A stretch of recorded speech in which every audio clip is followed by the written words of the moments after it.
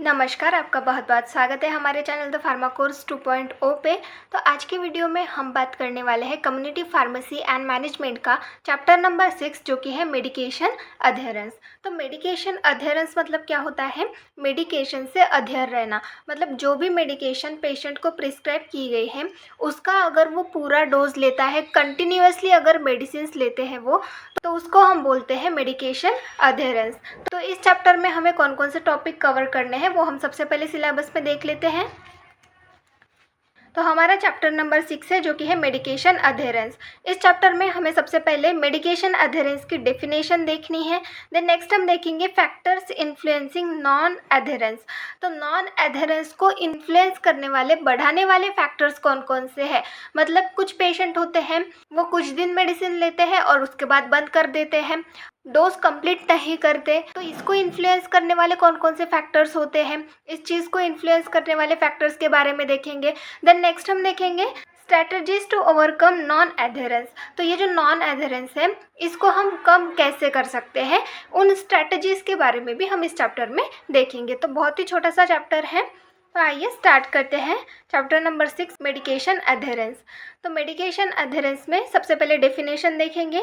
Medication adherence is an active participation of patient in taking their medication continuously as prescribed manner. तो यहाँ पर क्या बोला गया है, मेडिकेशन अधेरेंस ये क्या है? एक्टिव पार्टिसिपेशन ऑफ पेशेंट, मतलब पेशेंट यहाँ पर एक्टिवली पार्टिसिपेट कर रहा है किस चीज़ के लिए? इन taking their medication continuously.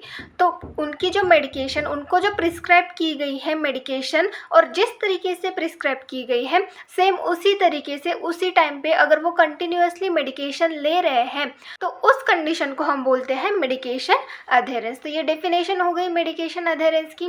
Then next हम देखेंगे फैक्टर्स इन्फ्लुएंसिंग नॉन अधेरेंस। तो नॉन अधेरेंस को बढ़ाने वाले, इंक्रीज करने वाले फैक्टर्स कौन कौन से हैं उसके बारे में देखेंगे। सबसे पहला है सोशल इकोनॉमिक फैक्टर। तो सोशल इकोनॉमिक फैक्टर मतलब क्या होता है? कुछ मेडिसिन जो होते हैं वो बहुत ज़्यादा महंगी होती है, तो उस कंडीशन में पेशेंट क्या करता है, आधे मेडिसिन लेता है। जितना डोज उसको प्रिस्क्राइब किया है उतना डोज वो नहीं लेते, उससे आधे मेडिसिन लेते हैं ताकि कम पैसों में वो उनको मिल जाते हैं और उनका ट्रीटमेंट भी हो जाता है, ऐसे वो समझते हैं। इसीलिए वो ज़्यादा पैसे ना लगे इसलिए वो एक मेडिसिन या दो मेडिसिन कम ले लेते हैं। तो ये हो गया सोशल इकोनॉमिक फैक्टर।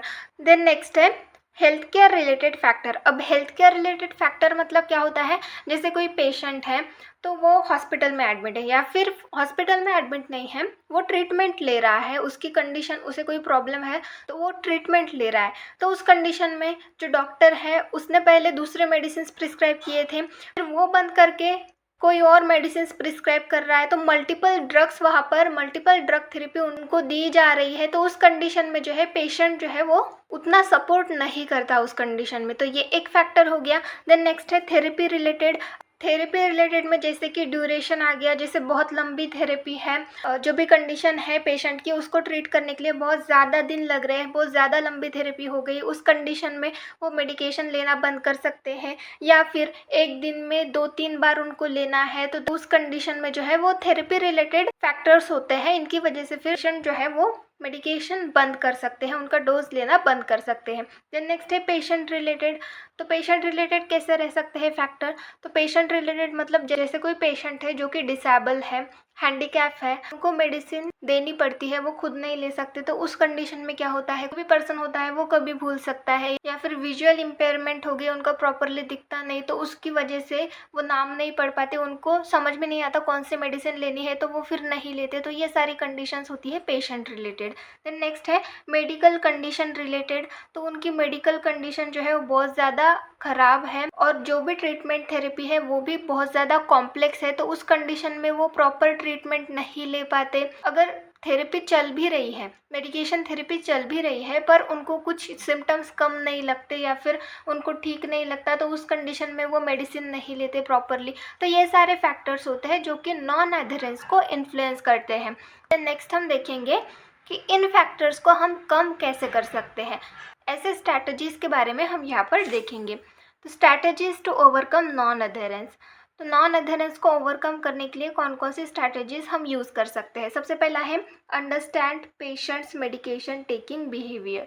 तो पेशेंट का जो मेडिकेशन लेने का जो बिहेवियर है उसको सबसे पहले फार्मासिस्ट ने समझना होगा कि वो आलस तो नहीं करता मेडिसिन लेने में, या फिर सिम्टम्स कम होने के बाद वो बंद तो नहीं कर देता मेडिसिन लेना। तो उसका बिहेवियर क्या है मेडिकेशन लेते टाइम, वो फार्मासिस्ट को सबसे पहले अंडरस्टैंड करना चाहिए, देन समझना चाहिए, देन उसके बाद उनको एक्सप्लेन करना चाहिए। एक्सप्लेन कर सकते हैं कि अगर आप ऐसे करते हो, ट्रीटमेंट बीच में ही बंद कर देते हो, तो इस वजह से उनकी कंडीशन और ज़्यादा वर्स हो सकती है, ये आप उनको समझा के दे सकते हैं।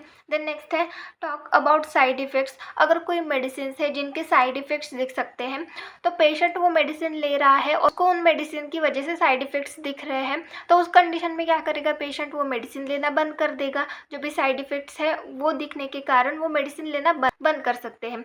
तो उस कंडीशन में फार्मासिस्ट क्या कर सकते हैं कि उनको जो भी साइड इफ़ेक्ट्स है उस मेडिसिन के, जो भी स्पेसिफिक मेडिसिन है उनके साइड इफ़ेक्ट्स बता सकते हैं, ताकि जो पेशेंट है वो पहले से ही अवेयर रहे, उनको पता रहे कि ऐसे साइड इफ़ेक्ट्स दिखते हैं करके। तो उस कंडीशन में वो कंटिन्यू लेते रहेंगे मेडिसिन। देन नेक्स्ट है राइट इट डाउन। अगर कोई पेशेंट है जो कि भूल जाता है कि मेडिसिन कब लेनी है, कौन सी मेडिसिन किस टाइम पे लेनी है, कितनी बार लेनी है, तो उस कंडीशन में मेडिसिन के ऊपर या फिर एक पेज पे उनको लिख के देना है मेडिसिन किस टाइम पे कब और कौन सी मेडिसिन लेनी है करके। देन नेक्स्ट है consider the financial burden to patient. तो पेशेंट के ऊपर का जो भी फाइनेंशियल बर्डन है उसको कंसिडर करना। अगर हम पेशेंट को मेडिसिन ज़्यादा लिख के देंगे फिर भी वो इससे ज़्यादा लगेंगे ये सोच के मेडिसिन कम लेगा, डोज कम कर देगा, तो उसका जो फाइनेंशियल बर्डन है वो सबसे पहले समझना। देन उसके बाद जो भी सोल्यूशन है वो निकालना। तो इससे जो है वो अधेर रह सकते हैं, उनका डोज नहीं कम करेंगे इस कंडीशन में। देन नेक्स्ट है रिड्यूस कॉम्प्लेक्सिसिटी। अगर जो भी थेरेपी है वो कॉम्प्लेक्स है, मतलब ट्रीटमेंट थेरेपी जो भी मेडिसिन दी गई है तो उनका जो टाइमिंग है वो बहुत ही ज़्यादा कॉम्प्लेक्स है, मतलब एक मेडिसिन पहले ली उसके 15 मिनट बाद दूसरी मेडिसिन है, फिर 10 मिनट बाद तीसरी मेडिसिन है। तो ऐसे अगर कॉम्प्लेक्सिसिटी है मेडिसिन लेने में और पेशेंट को याद नहीं रहता, तो उस कंडीशन में जो भी कॉम्बिनेशन मेडिसिन है वो यूज़ कर सकते हैं, जो भी कॉम्प्लेक्सिटी है वो कम कर सकते हैं। तो इस तरीके से फिर पेशेंट अधेर रह सकता है। देन नेक्स्ट है एसेस हेल्थ लिटरेसी। तो एसेस हेल्थ लिटरेसी मतलब जो भी पेशेंट है उनको एजुकेशन होना। कुछ पेशेंट होते हैं जो कि वो एजुकेट नहीं होते, उनको इतना नहीं समझ में आता, और बहुत सारे ऐसे पेशेंट होते हैं जो कि क्या करते हैं, अगर उनको मेडिसिन प्रिस्क्राइब कर दी गई है तो उस कंडीशन में अगर कोई मेडिसिन है जो कि खाने के पहले लेनी है तो वो टाइमिंग पे नहीं लेते, खाने के पहले नहीं लेते, उनको जब याद आता है तब ले लेते हैं। अगर कभी खाने के पहले याद आ गया तो वो खाने के पहले लेते हैं। अगर कभी उन्होंने मेडिसिन ही नहीं ली और खाना खाने के बाद उनको याद आ गया कि मैंने मेडिसिन ही नहीं ली, तो उस कंडीशन में वो खाना खाने के बाद मेडिसिन लेते हैं। तो ऐसे भी पेशेंट रहते हैं। तो इसीलिए पेशेंट का एजुकेट होना बहुत ही ज़्यादा ज़रूरी होता है, और इसीलिए पेशेंट काउंसलिंग जो है वो बहुत ज़्यादा इम्पॉर्टेंट होती है। देन नेक्स्ट है एंगेज कम्युनिटी फार्मासिस्ट। तो फार्मासिस्ट जो है वो पेशेंट को एजुकेट तो कर सकता है मेडिसिन के बारे में, हेल्थ के बारे में, साथ में उनका जो कॉस्ट है, अगर कोई मेडिसिन ले रहा है तो अगर बहुत ज़्यादा कॉस्ट के है तो उस कंडीशन में जो है वो कुछ स्कीम्स होती है, उनके तहत वो कम पैसों में उनको मेडिसिन दे सकते हैं, उनको बता सकते हैं उस तरीके से, या फिर फ्री में मेडिसिन दे सकते हैं। तो ऐसे प्रैक्टिसेस में जो भी फार्मासिस्ट है उसने एंगेज रहना चाहिए। तो इससे क्या होगा, जो भी पेशेंट है वो प्रॉपरली उनके मेडिकेशंस जो है वो प्रॉपरली लेंगे। तो इस तरीके से ये कुछ स्ट्रैटेजीज होती है जिससे नॉन एडहेरेंस कम कर सकते हैं, ओवरकम कर सकते हैं। तो इस तरीके से ये पूरा चैप्टर हमने यहाँ पर कंप्लीट कर लिया है। इस लेक्चर में नेक्स्ट चैप्टर स्टार्ट करेंगे। Thank you.